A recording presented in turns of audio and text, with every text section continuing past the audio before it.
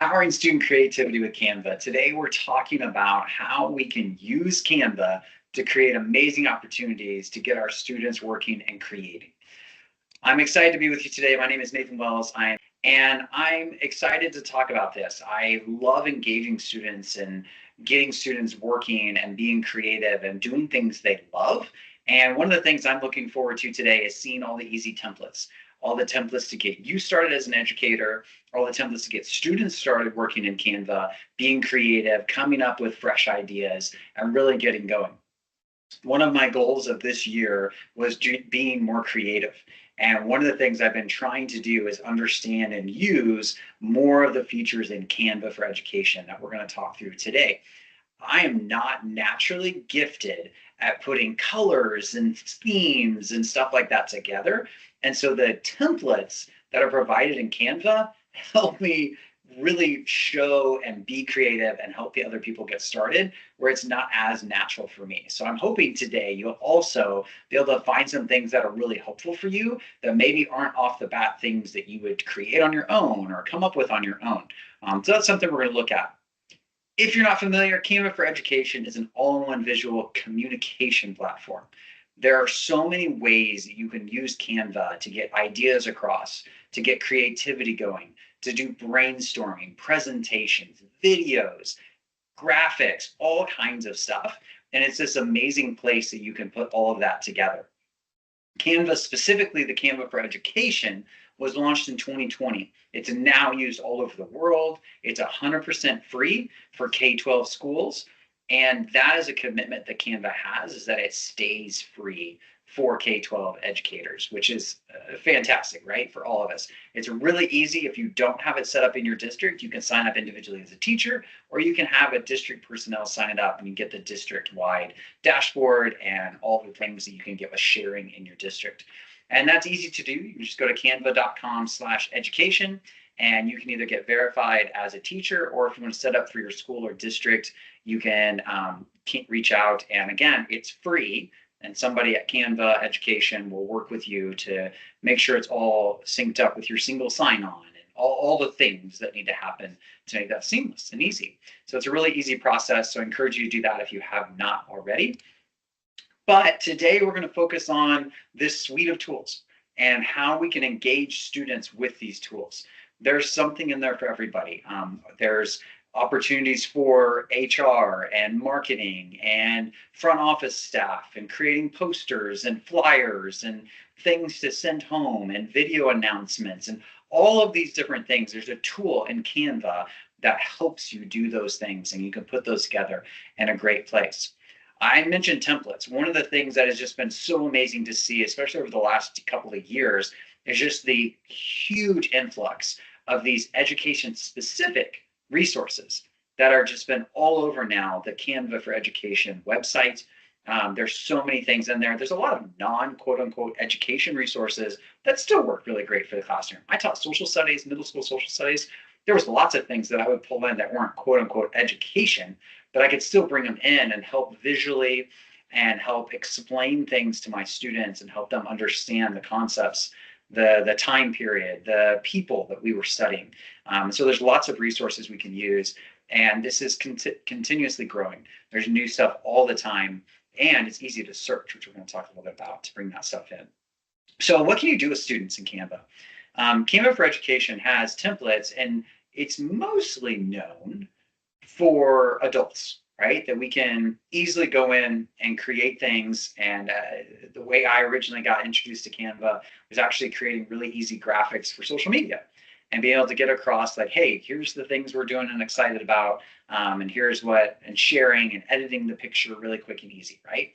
So that's one way you can use it. But also there's that idea of using Canva for Education to get the different resources put together and really being able to make it easy for everybody to understand and be able to use. And so one of the ways we can do that and help students with that is with templates, which we're going to look at. So let's find some templates.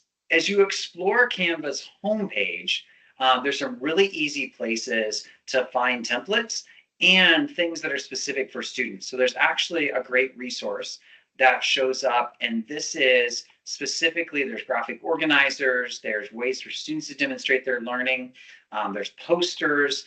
So these are specific templates to kind of maybe fit exactly what you're looking for.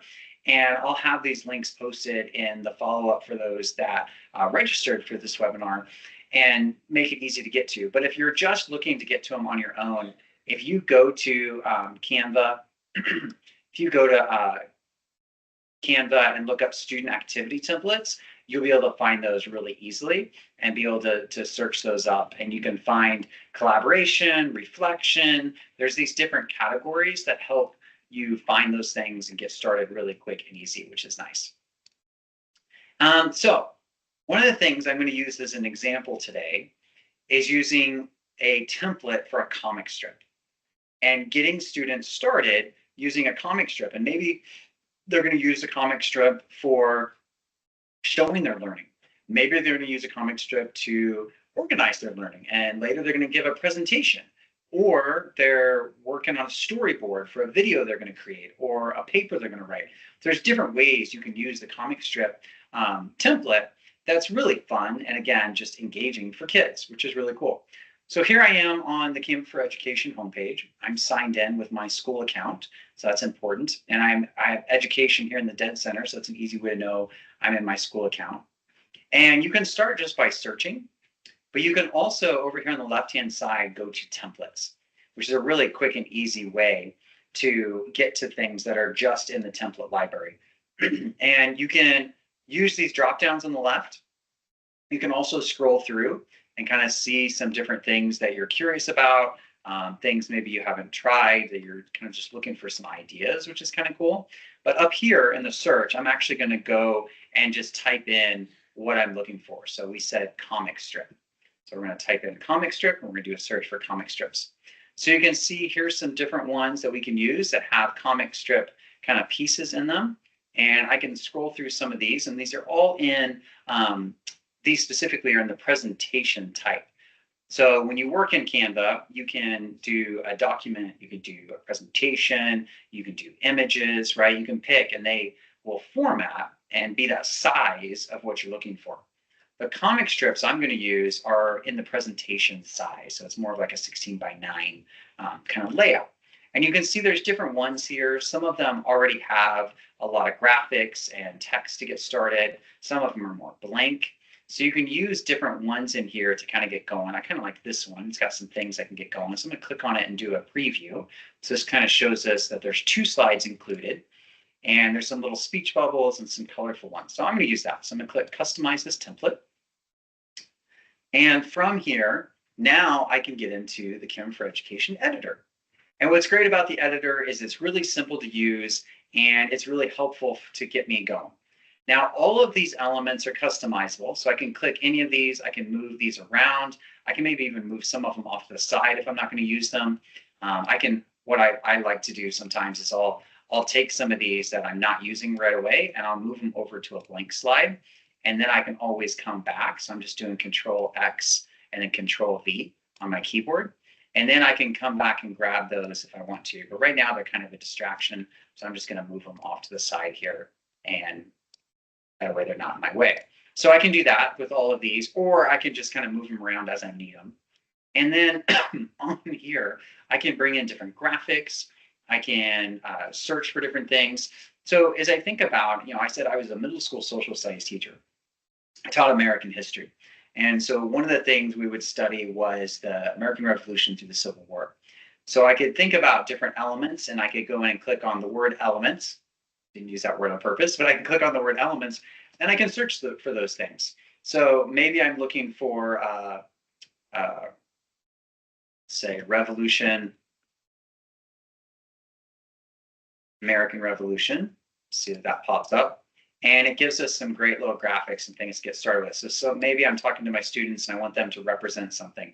So that's a nice little graphic that's a kind of a little more generic, but it also has a little bit of a comic feel to it, which I appreciate. And what's interesting is like, man, I kind of like this style. I don't really want the colorful ones. Maybe a student would, but I kind of like the style of that one. One tip I could give you is whenever you find something you're kind of interested in, click the 3 dots by it and see if there's more like it. So you can see kind of where it came from, maybe what it was tied to. You can see the keywords that were used to pull that up. And sometimes you can click on the creator and find more that are exactly that style. And so that's a really easy way to find others that are along that style as well. Some of these are not at all what I was looking for, but it's still got that style. So I might be able to find some in here. And this one's kind of a fun one. It's like little guys searching for something. So maybe I could use that as a part of one of my things as they were searching for a path to freedom, or I could use that to represent some things. Sometimes you'll get the magic recommendation. So if I go back to this original one and scroll down through, I can say, now this one, it gives me some editing options. So I'm going to stick to these over here. And I can even search within here. And it'll show me the ones that are specifically tied to revolution. I can do American. So you can kind of see what I'm doing here. I'm searching through the specific graphics now from this creator and looking at American football. I assume is how that one's labeled. So you can kind of see what's tied to that. And of course, not all of them here are what I need, but I might be able to find some. Like that one's really helpful. That one I might be able to use. I can talk about the red coats and the different things that they were doing. So those are kind of some quick tips that you can use for that. Now, the other thing I can see when I click on this one is icon was a keyword for that, revolutionary and soldier. So maybe that's what I need to stick with, is those kind of terms. I can also scroll down and see what other things come up that are interesting to that. I can see all graphics and scroll through and find some things that are helpful for that. That's a pretty common kind of known graphic that kind of comes from that time period. And then I can have my students come in and use some of these speech bubbles along, maybe I'm having them come in and label and being able to do that. So these are really fun and easy things that you can tell students like, hey, try this.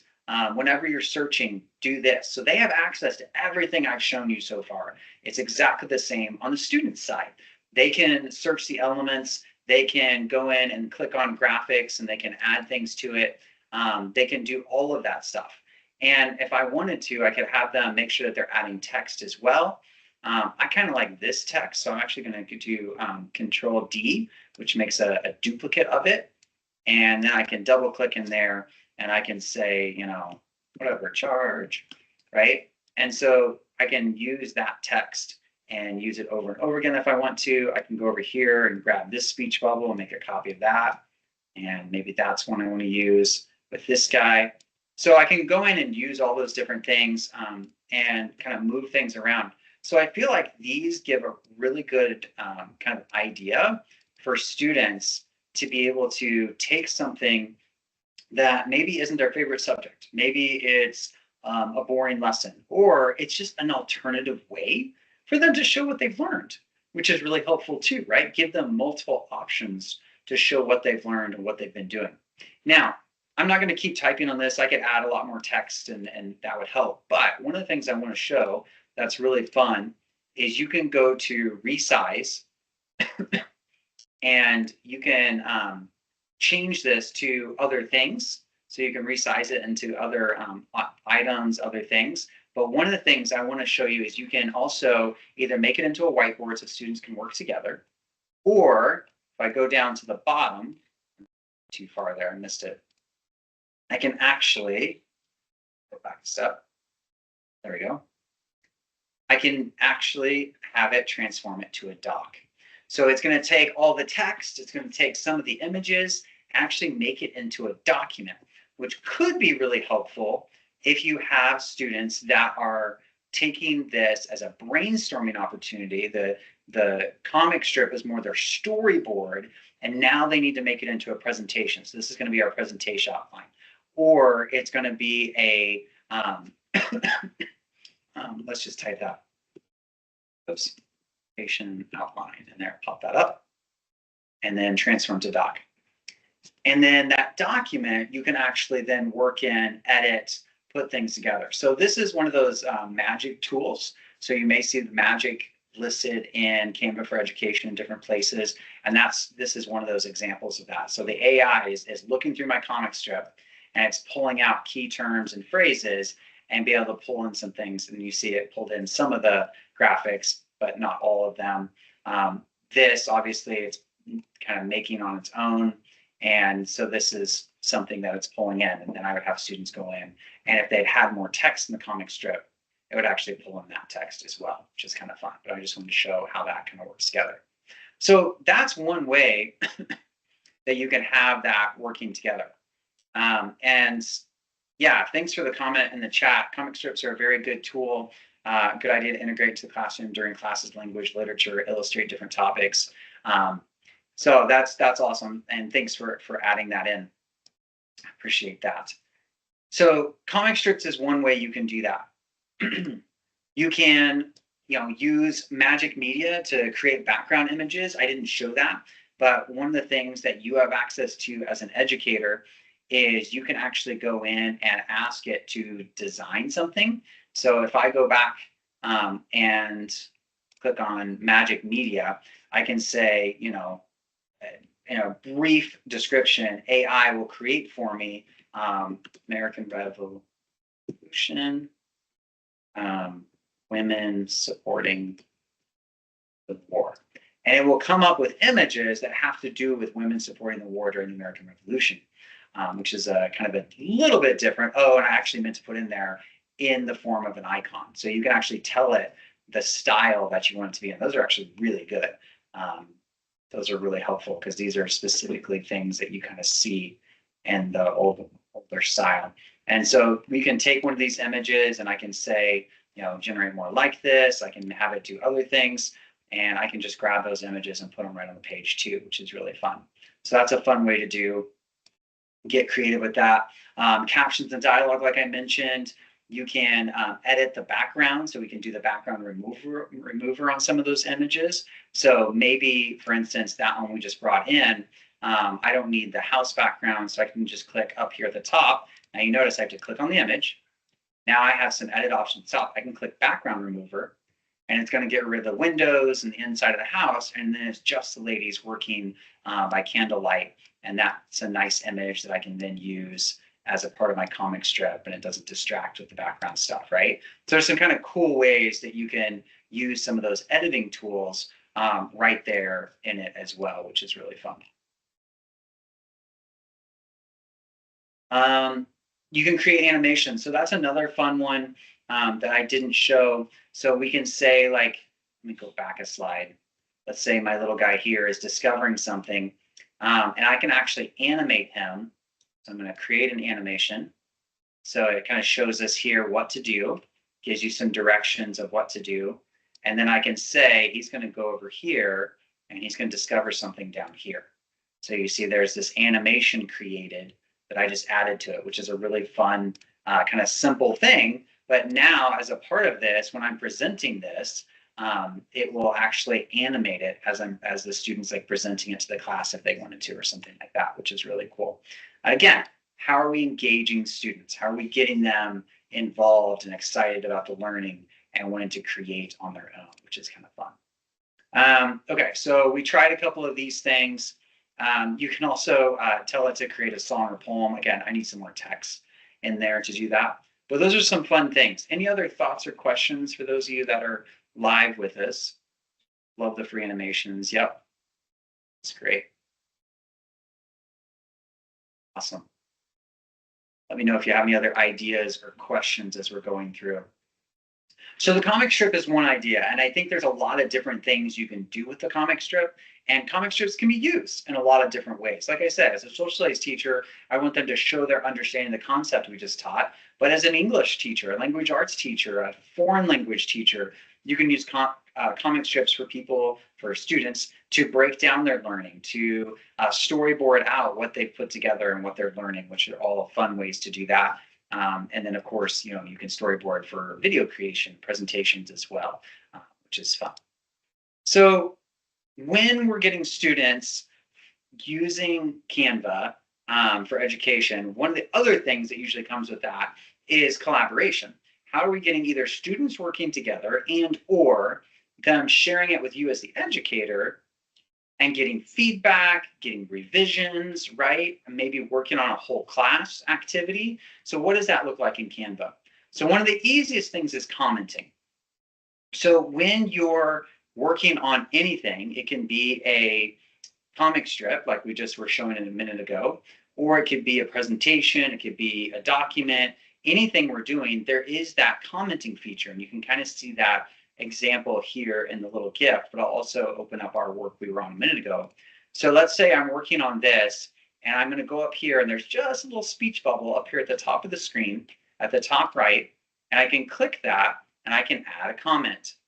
And so here I can say, and it's also right here, let me do that again. When you click on it, you have duplicate, trash, 3 dots, but there's a little speech bubble, and I can comment. And I can say, you know, what is he thinking, right? And so I can add that as a comment. And then, you know, I can use emojis, I can do thumbs up, I can do kind of fun things like that, right? I can add those types of things in there. So there's all these different things you can add, and you can have students working together and leaving comments as they're working together, right? So they have kind of that dialogue going in the middle of their project. But then you as an educator as well can be showing students maybe things they could be working on, things they need to change or update, kind of keep them moving along, right? And getting there, asking questions, deeper thinking, and moving that forward. So commenting, feedback on that is super helpful within a collaborative project. We can make it a whiteboard. So any presentation, you can automatically switch to a whiteboard.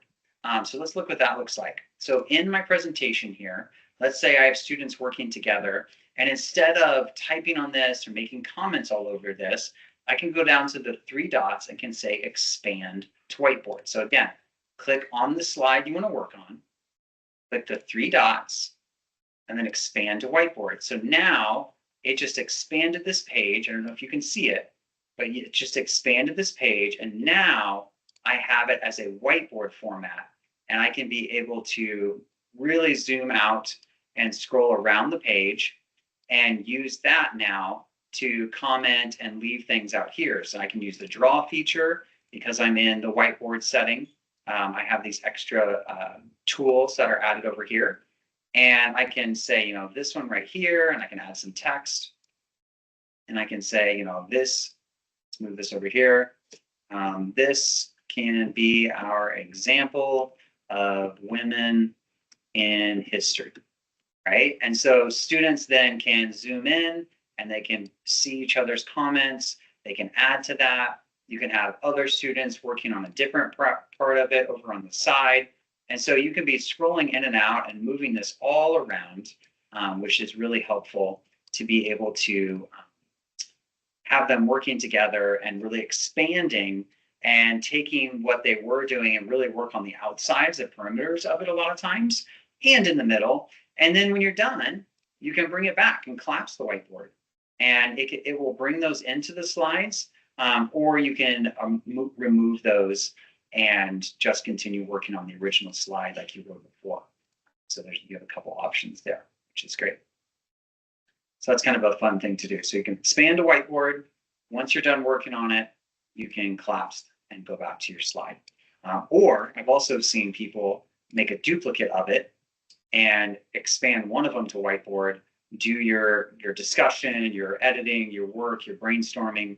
And then when they're done with that, they just go to the next slide and have the original size. So a couple of ideas there that are ways to use the whiteboard just in the midst of it. And think about that in a lesson too. Working on a math problem, you're working on a word problem, right? Which students always tend to struggle with a little bit, higher level concept.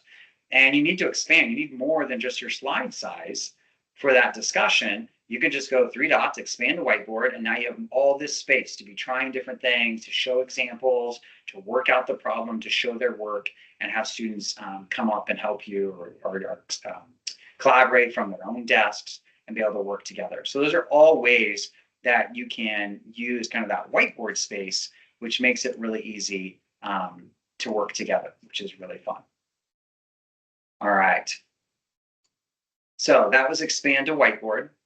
And then sharing and permission. So one of the things to know is students can only share within your school. Now, the idea there is that you have a school or district set up as Canva for Education school or Canva for Education district.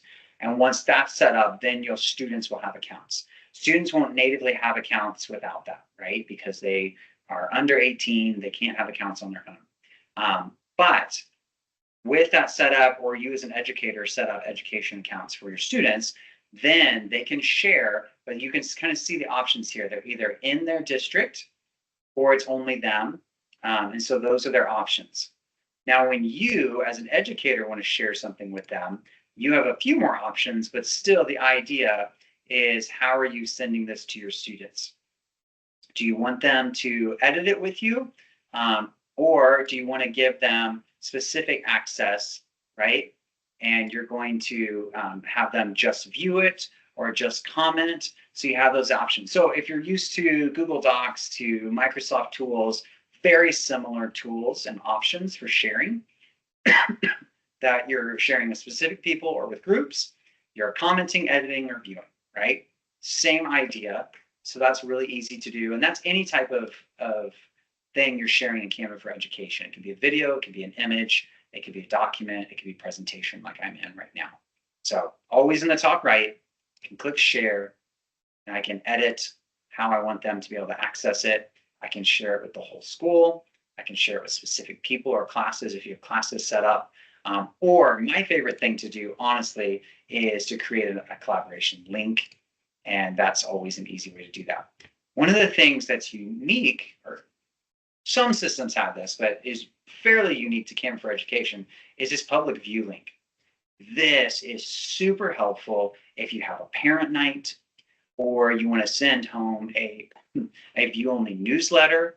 You can create this public view link, put it in your newsletter, your email that you're sending out to families, that kids are sharing with their families, whatever it is, and it's automatically view only.